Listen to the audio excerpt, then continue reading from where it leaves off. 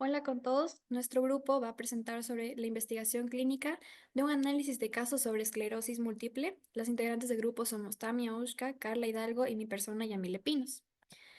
Bueno, en esta presentación vamos a hablar sobre los antecedentes, el diagnóstico de la enfermedad, la explicación neurobiológica, el tratamiento y también las referencias van a estar al final de la presentación.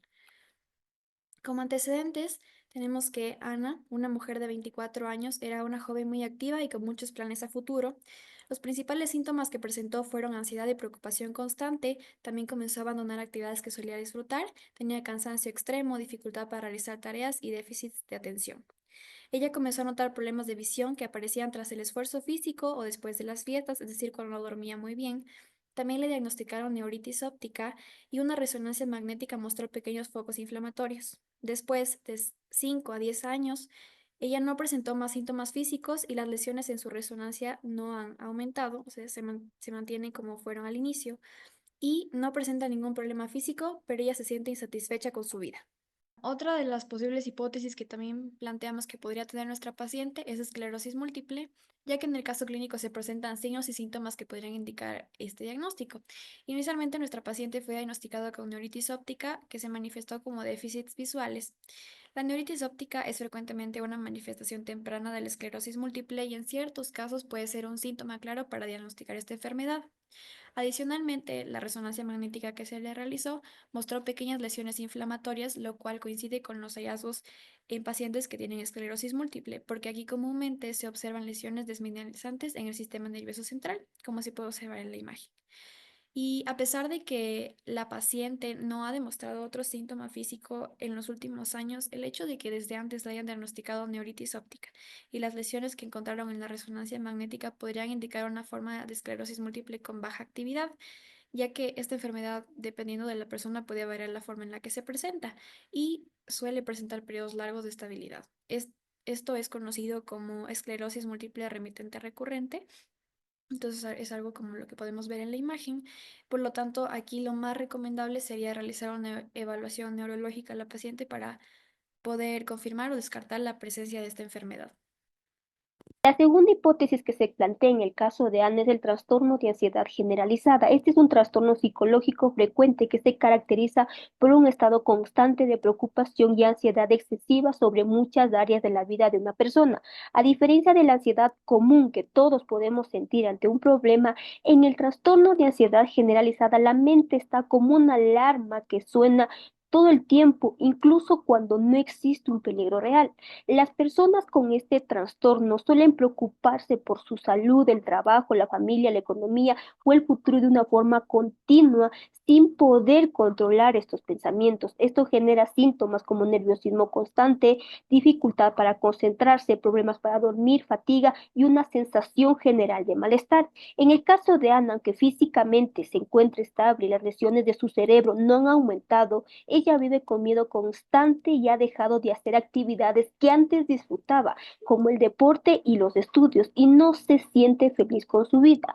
Estos cambios emocionales y de comportamiento podrían estar relacionados por la presencia de un trastorno de ansiedad generalizada. Sin embargo, hay que destacar que en este trastorno no se dan los síntomas iniciales de Ana, como son la neuritis óptica ni las lesiones cerebrales que se observaron en la resonancia magnética. Por esta razón, el trastorno de ansiedad generalizada no es el diagnóstico principal en el caso de Ana. Otra de las posibles hipótesis que se presenta en el estudio de caso es la neuromielitis óptica o el espectro de la enfermedad de Debig. Esta es una enfermedad autoinmune inflamatoria que afecta principalmente a dos estructuras, la médula espinal y los nervios ópticos. Esta provoca una inflamación que daña la mielina, la cual es la capa protectora de los nervios. Uno de los síntomas característicos de esta enfermedad es la neuritis óptica, la cual presenta el paciente. También presenta lesiones desmielizantes en el cerebro que se puede orientar un poco a los focos que presenta la paciente en la resonancia magnética. La neuromielitis óptica es severa y tiende a afectar a una porción extensa de la médula espinal. Como la paciente presenta neuritis óptica podría orientarse a que posiblemente tenga esta enfermedad. Sin embargo, habría que realizarse una resonancia magnética en la parte de la médula espinal para saber si se presentan lesiones. En este caso, el diagnóstico definitivo es esclerosis múltiple remitente recurrente. Esto se justifica primero por la presentación del caso clínico, porque la paciente, como se mencionó, comenzó a experimentar déficits visuales, especialmente después de realizar actividad física o por falta de descanso. Y esos episodios de pérdida de visión, que inicialmente eran espontáneos, son característicos de la neuritis óptica. Como se mencionó antes, esta es una inflamación del nervio óptico y en la mayoría de los casos la neuritis óptica es una manifestación común de la esclerosis múltiple. En la mayoría de los casos se presenta en adultos jóvenes y en mujeres. También descartamos otros posibles trastornos como la ansiedad generalizada. Esto lo descartamos ya que a pesar de que la paciente sí presentó preocupaciones en su vida diaria como el trabajo, la salud y la familia, su situación actual es diferente. Entonces, lo que nosotros creemos es que la paciente, eh, debido a que presentó un diagnóstico de neuritis óptica acompañado de los hallazgos de focos inflamatorios, esta condición médica pudo haber contribuido al desarrollo de la ansiedad. Sin embargo, la ansiedad que se presenta en este contexto puede ser un trastorno secundario a la enfermedad que ella está atravesando ahora. También descartamos la neuromielitis óptica porque en esta enfermedad las áreas más afectadas incluyen el cerebro, el tronco celíaco, el diencéfalo, el hipotálamo y la médula espinal, además de los nervios ópticos. Y en esta hipótesis, como planteamos, se recalca que la médula espinal también es afectada y la paciente en este caso no presenta molestias en esta parte. También podemos analizar la progresión de los síntomas porque a pesar de que la paciente no mostró síntomas adicionales en esos 5 a 10 años, su calidad de vida sí se vio afectada por el miedo a las nuevas recaídas que podía tener en base a su enfermedad.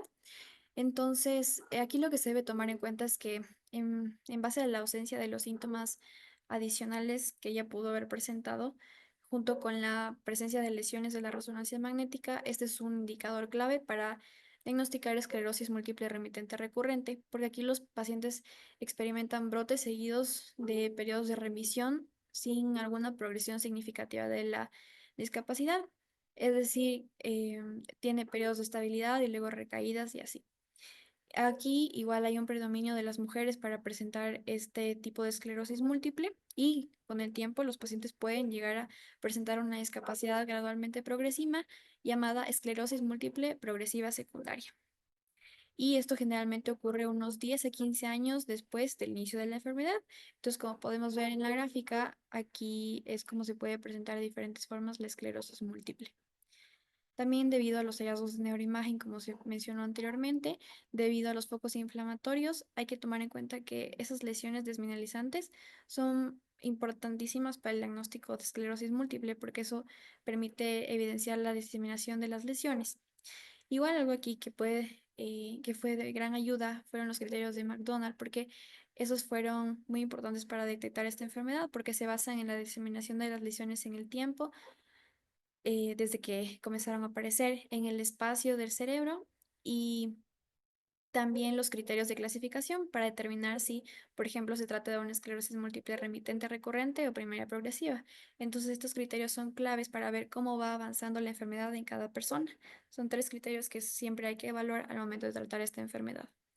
Entonces, en conclusión, el diagnóstico definitivo es esclerosis múltiple remitente recurrente debido a los signos, síntomas, la exclusión de otros posibles diagnósticos y la progresión de los síntomas. Y lo más importante, los hallazgos de neuroimagen.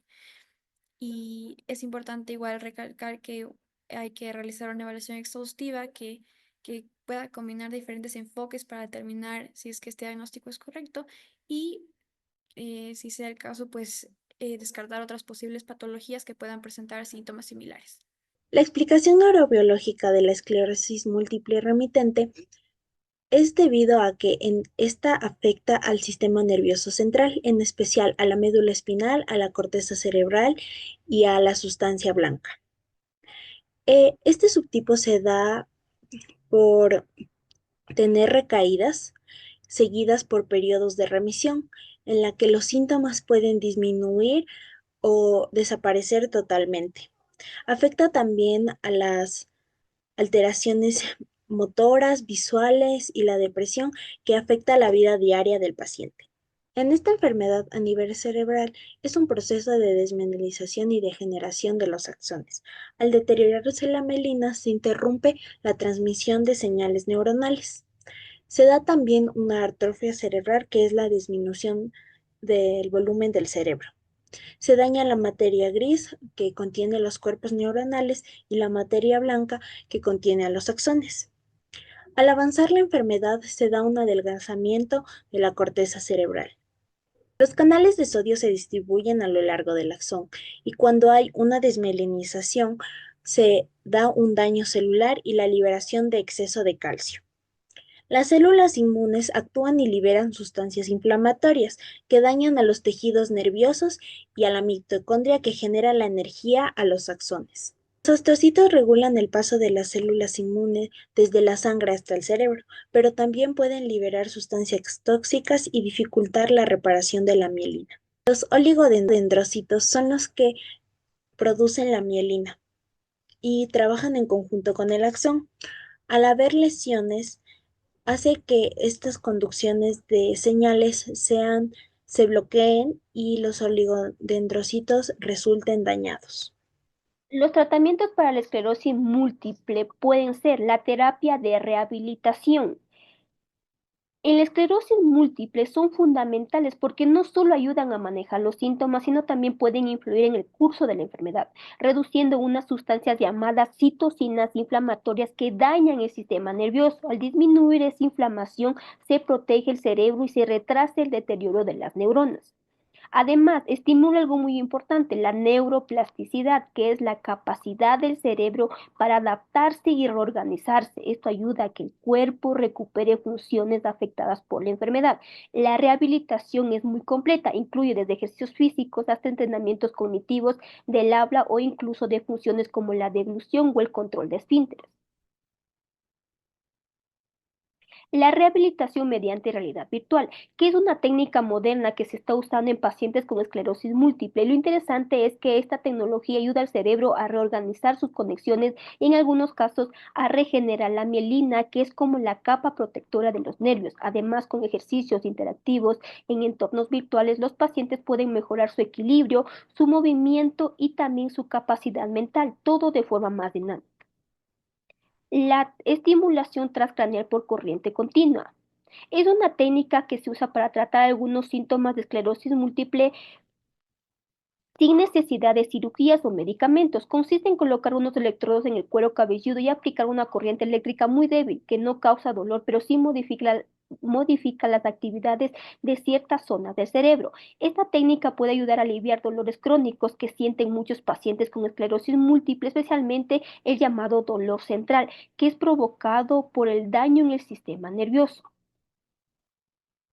La terapia cognitivo-conductual son un tipo de terapia psicológica muy útil para las personas con esclerosis múltiple. Estas terapias ayudan a los pacientes a reconocer aquellos pensamientos negativos o poco realistas que les generan ansiedad o estrés y a reemplazarlo por pensamientos más equilibrados. Además, les enseñan estrategias prácticas para enfrentar sus preocupaciones de manera más saludable. Los tratamientos farmacológicos. En el tratamiento de esclerosis múltiple, uno de los síntomas más comunes y molestos es la espasticidad, que es cuando los músculos se ponen rígidos o se contraen de manera involuntaria. Para tratar esto, los especialistas usan diferentes medicamentos dependiendo de la intensidad y respuesta del paciente. En primer lugar, se usa fisioterapia junto con medicamentos como el baclofeno y la gabapentina, que son muy efectivos y se consideran tratamientos de primera línea. Si no hay función suficiente con esos tratamientos, se recurre a los medicamentos de segunda línea, como es la tinacidina o el dantroleno. Y si aún así no se controla bien los síntomas, se recurre a fármacos de tercera línea, como la benzodiazepina. Además de estos tratamientos sintomáticos, existen medicamentos que ayudan a modificar el curso de la enfermedad. Actualmente hay 13 fármacos aprobados por la Agencia Europea de Medicamentos. Los inhibidores de la tirosina de quinasa de Bruton. Un área prometedora en el trastorno de la esclerosis múltiple es el uso de los inhibidores de la tirosina quinasa de Bruton. Estos medicamentos están siendo investigados porque pueden reducir la actividad de la célula B, que son fundamentales de la inflamación y el daño a la mielina, el material que recubre y protege las fibras nerviosas. Se espera que estos medicamentos disminuyan la frecuencia de los brotes de esclerosis múltiple y, lo más importante, mejorar las funciones neurológicas al reducir la inflamación que daña el sistema nervioso central. Es fundamental que el tratamiento de la esclerosis múltiple sea personalizado para cada paciente, ya que no todos responden de la misma manera a los medicamentos. Por lo tanto, una combinación de diferentes enfoques terapéuticos puede ser necesario para manejar los síntomas de manera más efectiva y mejorar la calidad de vida de quienes viven con la enfermedad. El pronóstico final de la esclerosis múltiple varía significativamente según el tipo y la evolución de la enfermedad, pero generalmente está marcado por una pérdida progresiva de la movilidad que incluye dificultades para caminar, mantener el equilibrio y coordinar los movimientos. Esto puede reducir severamente la capacidad de deambulación, limitando la movilidad a distancias cortas y afectando las actividades diarias. Además, la fatiga crónica y los problemas cognitivos como la dificultad de memoria y la concentración son comunes y pueden impactar la calidad de vida. A pesar de los desafíos físicos, los pacientes con esclerosis múltiple consideran que el apoyo emocional de los familiares y cuidadores es más importante que la ayuda física para afrontar la enfermedad, ya que les ayuda a manejar los aspectos psicológicos y emocionales del trastorno. Aunque el curso de la enfermedad es imprescindible y algunos pacientes experimentan una progresión rápida, los tratamientos actuales permiten controlar los síntomas y mejorar la calidad de vida, prolongando la independencia en muchas personas afectadas. El pronóstico puede mejorar significativamente con un enfoque integral que incluya tanto tratamiento farmacológico como el apoyo emocional y terapéutico adecuado.